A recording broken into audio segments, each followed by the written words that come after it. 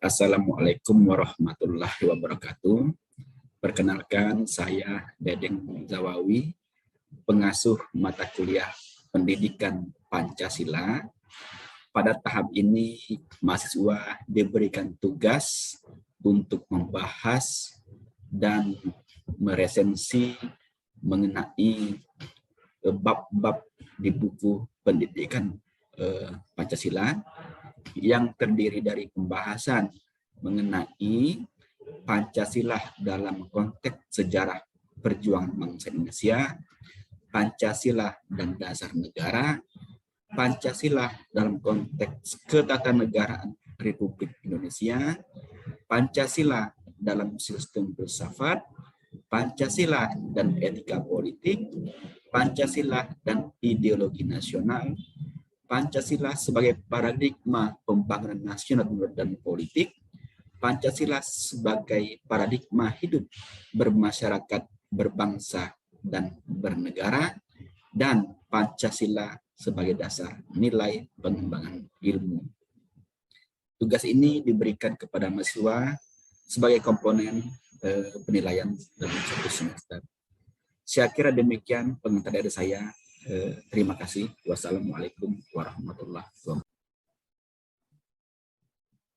Bismillahirrahmanirrahim. Assalamualaikum warahmatullahi wabarakatuh. Salam sejahtera. Selamat pagi kami ucapkan untuk Pak Dedeng selaku dosen pengampu mata kuliah Pancasila dan juga teman-teman yang kami banggakan. Perkenalkan, kami dari kelompok 7 akan menyampaikan materi mengenai Pancasila sebagai ideologi negara. Adapun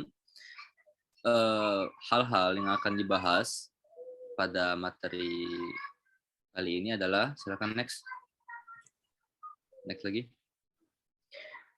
Tertera sebagai berikut di layar ya. Pancasila sebagai ideologi nasional, B, C, D, E, dan yang terakhir ada rangkuman. Selanjutnya.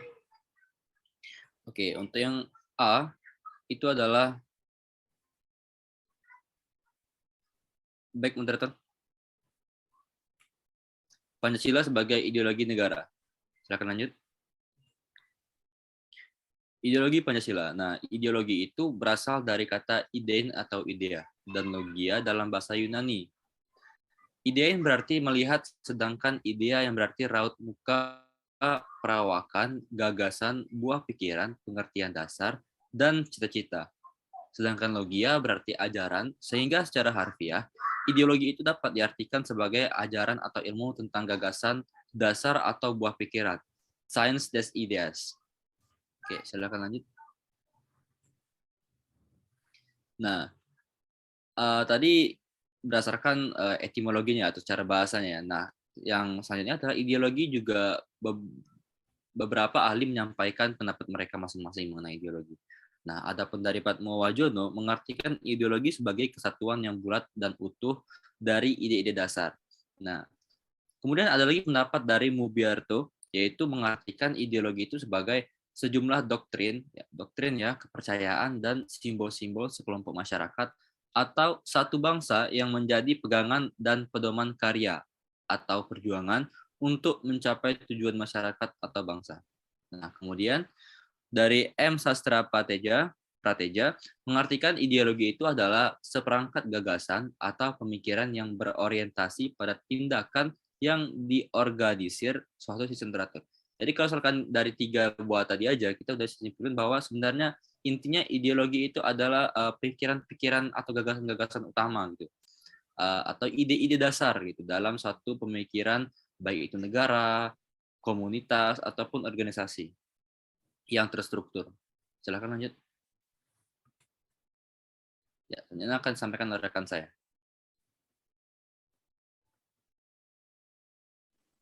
Untuk fase perkembangan dan karakteristik ideologi Pancasila, bahwa kita tahu bahwa Pancasila sebagai ideologi bukan suatu ide atau gagasan yang muncul secara tiba-tiba, namun merupakan manifestasi berpikir yang tumbuh dan berkembang berdasarkan sejarah perjalanan panjang bangsa dan dinamika yang berkembang di dalamnya. Fase perkembangan dan karakteristik ideologi Pancasila dibagi menjadi 4 fase. Fase yang pertama, fase sebelum penjajahan atau zaman kerajaan. Fase ini ditandai dengan belum masuknya bangsa asing yang menjajah pada wilayah Indonesia dengan unsur-unsur yang menjiwai ideologi Pancasila, yakni ketuhanan, kemanusiaan, persatuan, tata pemerintahan atas dasar musyawarah, dan keadilan sosial telah terdapat sebagai asas-asas yang menjiwai, dihayati, dan dilaksanakan, namun belum dirumuskan secara konkret sebagai ideologi. Fase yang kedua, next slide. Fase penjajahan sejak tahun 1511. Pada fase ini diawali dengan Portugis yang menjajah Malaka hingga deklarasi kemerdekaan Indonesia pada tanggal 17 Agustus tahun 1945. Gerakan perjuangan dan ideologis atas dasar kesamaan nasib serta kesatuan bersama semakin berkembang. Melalui Sumpah Pemuda dideklarasikan adanya bangsa, tanah air satu, dan bahasa yang satu, yakni Indonesia, sehingga paham kebangsaan dan paham persatuan yang mendasari ideologi Pancasila mencapai titik kulminasinya. Fase yang ketiga, fase persiapan kemerdekaan. Fase ini dimulai sejak zaman penjajahan Jepang di Indonesia yang diawali dengan pengumuman Jepang akan dibentuknya BPUPKI.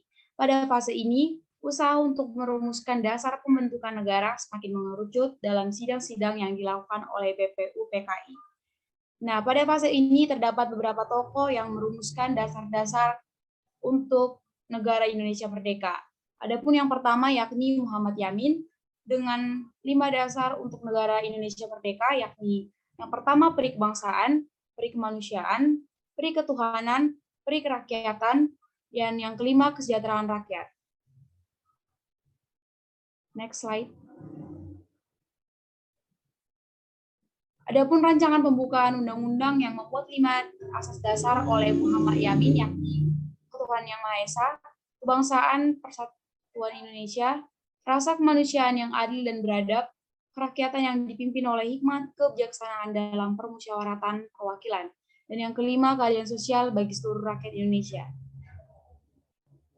Bagus Hadikusumo dan Kiai Haji Wahid Hasyim juga mengusulkan dasar negara Islam, tetapi tanpa menyampaikan suatu rumusan.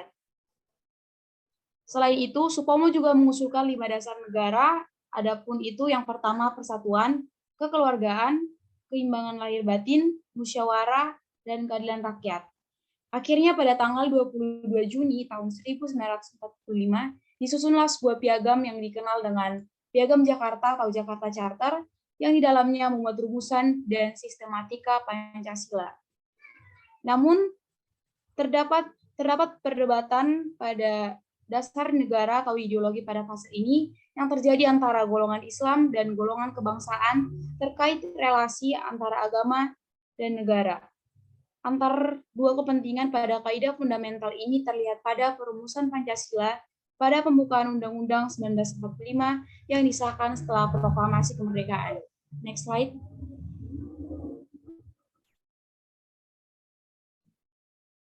Fase yang ketiga, fase setelah proklamasi kemerdekaan pada tanggal 17 Agustus tahun 1945. Pada fase ini, PPKI dalam sidang tanggal 18 Agustus 1945 menyepakati dan mengesahkan Undang-Undang tahun 1945 yang terdiri dari pembukaan dan batang tubuh. Adapun rumusan Pancasila dan Undang-Undang Dasar Sementara atau UUDS tahun 1950, yakni yang pertama ketuhanan yang Maha Esa, peri kemanusiaan, kebangsaan, kerakyatan, dan keadilan sosial. Next slide. Selanjutnya, materi akan disampaikan oleh rekan saya. Selanjutnya, Pancasila sebagai ideologi yang reformatif, dinamis, dan terbuka.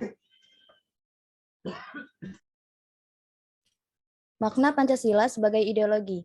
Pengertian Pancasila sendiri sebagai ideologi adalah Pancasila ini berisikan gagasan dasar yang menjadi pedoman dan kerangka normatif bagaimana negara Indonesia akan diselenggarakan.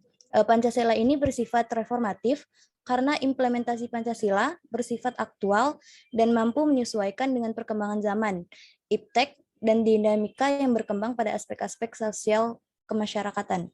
Pancasila ini juga bersifat dinamis karena Pancasila tidak disusun dalam nilai-nilai yang kaku dan senantiasa mampu melakukan perubahan sesuai dinamika kemasyarakatan.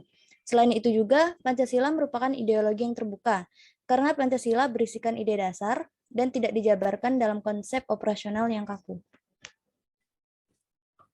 Nilai-nilai yang terkandung dalam ideologi Pancasila sebagai ideologi terbuka yaitu yang pertama, nilai dasar. Nilai dasar ini merupakan nilai yang berdasarkan kelima Pancasila, yaitu ketuhanan, kemanusiaan, persatuan, kerakyatan, dan keadilan. Yang kedua, nilai instrumental. Nilai instrumental ini merupakan arahan, kebijakan, strategi, saran, serta lembaga pelaksanaannya. Yang ketiga yaitu nilai praktis. Nilai praktis merupakan nilai realisasi instrumental dalam suatu realisasi pengalaman yang bersifat nyata dalam kehidupan sehari-hari, dalam bermasyarakat, bangsa, dan negara.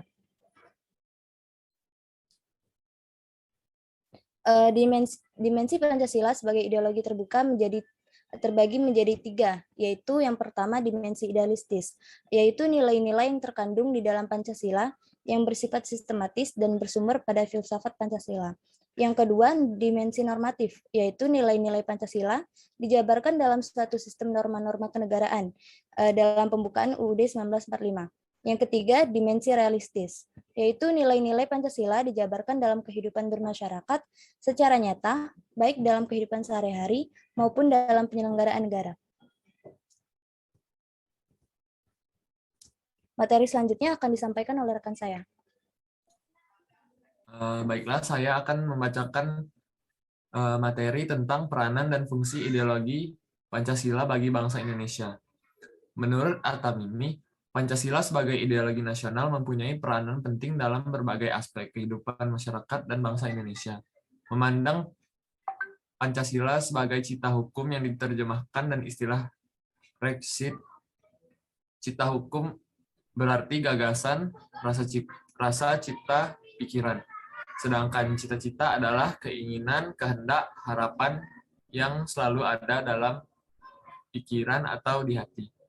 Cita hukum juga mempunyai fungsi regulatif yang menentukan suatu hukum positif adil atau tidak adil.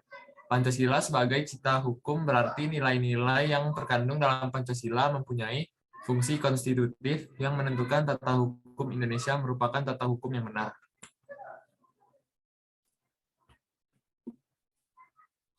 Menurut Darji Darmodiharjo, fungsi Pancasila menjadi tiga fungsi, yakni fungsi pada pengertian yuridis ketatanegaraan, fungsi pada pengertian sosiologis, dan fungsi pada pengertian filosofis.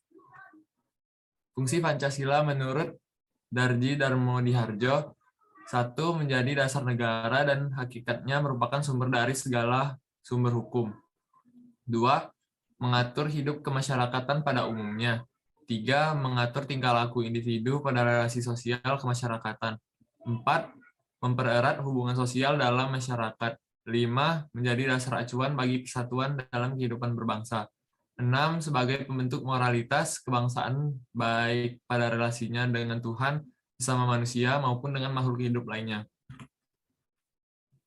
Menurut Mubyarto, Pancasila sebagai dasar negara, yaitu 1. Ketuhanan yang Maha Esa. Roda perekonomian digerakkan oleh rangsangan ekonomi, sosial, dan moral. 2. Kemanusiaan yang adil dan beradab.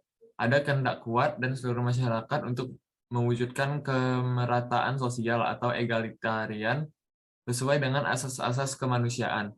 3. Persatuan Indonesia. Prioritas kebijaksanaan adalah penciptaan perekonomian nasional yang tangguh. Hal ini berarti nasionalisme menjiwai setiap kebijakan ekonomi.